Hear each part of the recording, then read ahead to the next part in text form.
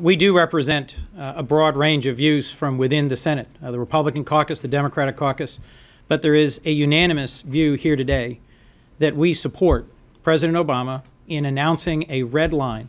that should Bashar al-Assad, who has murdered tens of thousands of his people in the last 2 years, take the unthinkable step of using advanced chemical weapons against his own people, that there will be prompt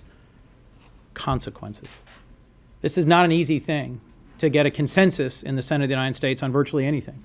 And so I joined this statement today to send a clear message to those who from outside the halls of the Capitol watch us and see division.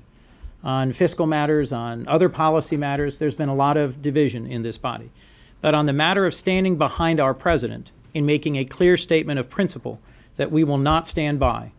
as Assad uses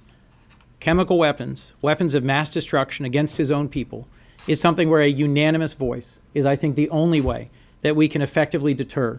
that we can effectively call on the Russians to be responsible partners, to be accountable for having gotten us in some way to this point, and that we can say with one voice that we are deeply concerned about the ongoing humanitarian crisis in Syria and the region.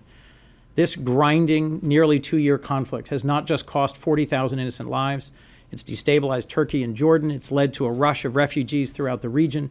With the onset of winter, there's other humanitarian needs to be met.